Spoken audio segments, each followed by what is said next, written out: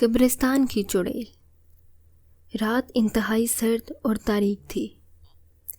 بستی کے سب لوگ اپنے اپنے بستروں میں دب کے سو رہے تھے۔ گلی کے آوارہ کتے بھی سردی سے بچنے کے لیے دب کر بیٹھے ہوئے تھے۔ پرانا قبرستان تھا اور زیادہ پر اسرار اور خاموش لگ رہا تھا۔ ایسے میں ایک شخص آہستہ آہستہ چلتا ہوا پرانے قبرستان کی طرف جا رہا تھا۔ چلتے چلتے رک جاتا، پھر مڑ کر پیچھے دیکھتا کہ کوئی اسے دیکھ تو نہیں رہا۔ جب اطمینان ہو جاتا کہ کوئی اسے نہیں دیکھ رہا تو وہ پھر سے پرانے قبرستان کی طرف چل پڑا۔ چلتے چلتے وہ پرانے قبرستان کے دروازے کے قریب پہنچ کر رک گیا۔ اس نے ایک بار پھر پلٹ کر دیکھا۔ ہر طرف گہری خاموشی طاری تھی۔ دور سے کبھی کبھی کسی کتے کے بھونکنے کی آواز سنائی دیتی، پھر سے وہی خاموشی چھا جاتی۔ قبرستان سے جھینگروں کے بولنے کی آواز بھی آ رہی تھی۔ وہ قبرستان کے دروازے کے پاس رک کر اندر دیکھنے لگا۔ قبرستان کے اندر مکمل خاموشی تھی۔ ایک لمحے کے لیے تو اس کا دل دہل کر رہ گیا۔ اس نے سوچا کہ واپس چلا جائے، پھر اس نے اپنے اس خیال کو ذہن سے جھٹک دیا۔ وہ ہمت کر کے آگے بڑھا اور قبرستان کے اندر داخل ہو گیا۔ قبرستان میں سخت اندھیرا تھا۔ قبرستان میں رات کا اندھیرا اور سخت خاموشی بڑی پر اسرار لگ رہی تھی۔ وہ چند قدم چل کر رک گیا۔ جھینگروں کی آوازوں سے وہ خوف زدہ ہو رہا تھا۔ اس نے رک کر قبرستان میں ادھر ادھر دیکھا۔ ہر طرف قبریں ہی قبریں تھیں۔ اب وہ کسی پرانی قبر کو تلاش کرنے لگا۔ وہ آہستہ آہستہ قدم آگے بڑھا رہا تھا۔ تھوڑی ہی دیر بعد وہ ایک پرانی قبر کے پاس جا کر رک گیا۔ یہ قبر بہت پرانی تھی اور بوسیدہ ہو چکی تھی۔ وہ قبر کے سرہانے کے قریب بیٹھ گیا اور خوف اور دہشت سے اس کا جسم کانپ رہا تھا۔ اس نے ادھر ادھر دیکھا۔ زمین پر لکڑی کا ایک ٹکڑا پڑا دکھائی دیا۔ اس نے لکڑی کا ٹکڑا اٹھایا اور کانپتے ہاتھوں سے زمین کھودنے لگا۔ جب ایک چھوٹا سا گھڑا بن گیا تو اس نے اپنے تھیلے میں ہاتھ ڈال کر ماچس نکال کر اس نے گھڑے میں ڈالی۔ اس کے ساتھ چند سوئیاں رکھی تھیں۔ پھر آنکھیں بند کر کر منہ میں کچھ پڑھنے لگا۔ وہ جوں جوں پڑھتا جا رہا تھا، اس کے ماتھے پر پسینے کے قطرے جلملانے لگے۔ حالانکہ یہ سخت سردی کے دن تھے۔ وہ پرانی قبر کے پاس بیٹھا اور تیزی سے پڑھنے لگا۔ پھر اچانک قبرستان کی زمین کانپنے لگی۔ وہ خوف زدہ ہو کر پیچھے ہٹا۔ اب قبر کی مٹی ادھر ادھر گرنے لگی۔ یہ دیکھ کر وہ خوف سے کانپنے لگا۔ قبر زور زور سے ہل رہی تھی اور اس کی مٹی ادھر ادھر گرنے لگی تھی۔ اب قبرستان میں بولنے کی آواز گونجی اور اس کا دل اچھل کر حلق میں آ گیا۔ اس کا پورا چہرہ پسینے سے بھیگ چکا تھا۔ اس نے تھوک نگل کر اپنے ماتھے پر ہاتھ پھیرا۔ اس کا ہاتھ پسینے سے بھیگ چکا تھا۔ اس کے دل میں آیا کہ وہ قبرستان سے بھاگ جائے، اسے نہیں کوئی چلہ وغیرہ کاٹنا۔ وہ اپنی جگہ سے اٹھا اور قبرستان کے دروازے کی طرف دوڑ لگا دی۔ ابھی وہ چند قدم گیا تھا کہ ٹھک کر اپنی جگہ پر رک گیا۔ اس کے سامنے ایک خوفناک شکل کی چڑیل اپنے بال کھولے ہونہار نظروں سے اس کو دیکھ رہی تھی۔ وہ دہشت زدہ ہو کر پلٹا اور قبرستان کے اندر کی طرف بھاگنے لگا۔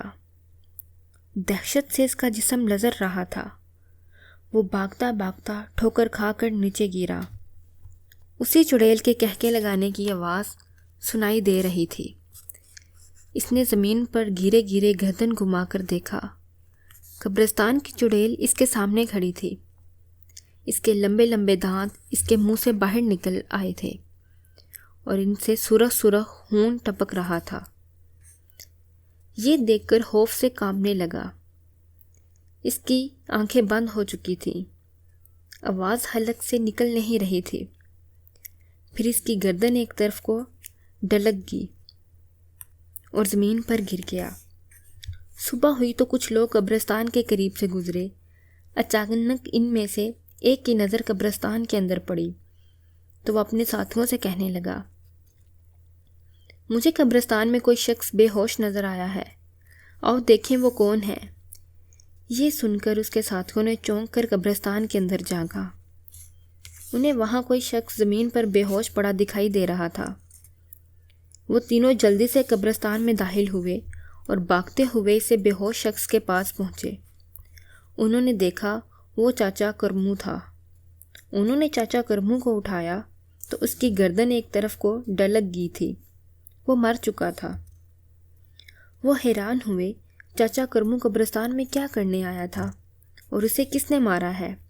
انا فنا یہ خبر پوری بستی میں پھیل گئی کہ قبرستان سے چاچا کرمو کی لاش ملی ہے۔ اب تو پوری بستی میں خوف پھیل گیا کہ چاچا کرمو کو کس نے مارا، مگر چاچا کرمو کے قاتل کا کسی کو پتہ نہ چلا۔ اس رات چاچا کرمو کو اسی قبرستان میں دفن کر دیا گیا۔ جب لوگ چاچا کرمو کو دفن کر کے واپس جانے لگے تو انہوں نے اندھیرے میں درختوں کے پیچھے ایک عورت کا سایہ دیکھا۔ یہ لوگ تھک کر رک گئے۔ چند بہادر نوجوان آگے بڑھے، انہوں نے دیکھ کر بستی کے کچھ لوگ اور بھی ان کے پیچھے ہوئے۔ وہ اس جگہ جا کر رک گئے جہاں انہوں نے عورت کا سایہ دیکھا تھا، مگر وہاں تو کوئی بھی نہیں تھا۔ اب تو لوگ بڑے حیران ہوئے کہ وہ عورت کہاں چلی گئی۔ انہوں نے اس عورت کو بہت تلاش کیا مگر وہ عورت نہ ملی۔ اب لوگ آپس میں باتیں کرنے لگے، شاید ہمیں وہم ہوا ہے، قبرستان میں تو کوئی نہیں ہے، اگر کوئی ہوتا تو ضرور نظر آتا۔ اب وہ لوگ بولے، ہمیں واپس چلنا چاہیے، رات بہت ہو چکی ہے۔ وہ سب واپس جانے کے لیے پلٹے ہی تھے کہ انہیں کہکوں کی آواز سنائی دی۔ وہ چونک کر ایک دوسرے کی طرف دیکھنے لگے۔ کہکوں کی آوازیں اب بھی سنائی دے رہی تھیں۔ وہ خوف زدہ ہو کر ایک دوسرے کی طرف دیکھنے لگے۔ انہیں کہکوں کی آواز تو سنائی دے رہی تھی مگر کہکا لگانے والی دکھائی نہیں دے رہی تھی۔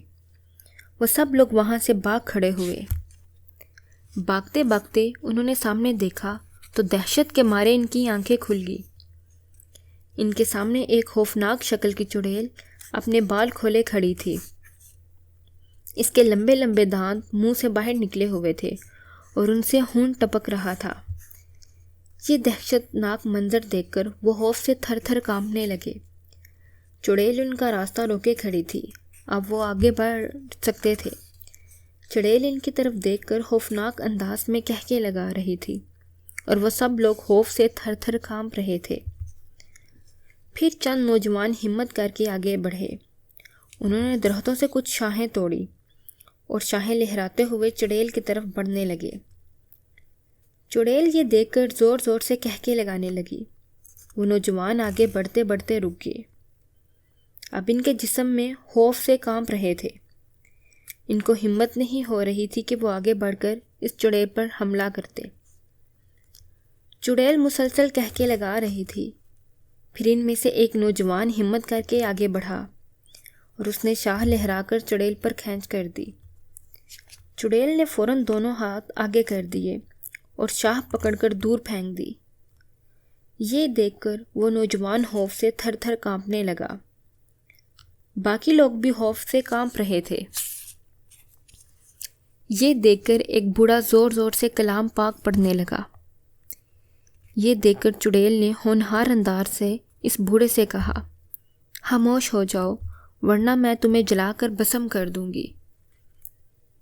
بوڑھے پر چڑیل کی بات کا کوئی اثر نہ ہوا۔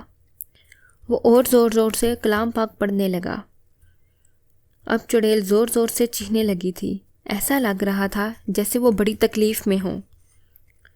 یہ دیکھ کر باقی لوگ بھی زور زور سے کلام پاک پڑھنے لگے۔ اب تو چڑیل کو تکلیف سے برا حال ہو رہا تھا۔ پھر دیکھتے ہی دیکھتے چڑیل کے جسم میں آگ لگ گئی اور چیخنے چلانے لگی۔ لوگ اب بھی کلام پاک پڑھتے جا رہے تھے اور چڑیل کا جسم آگ میں جل رہا تھا۔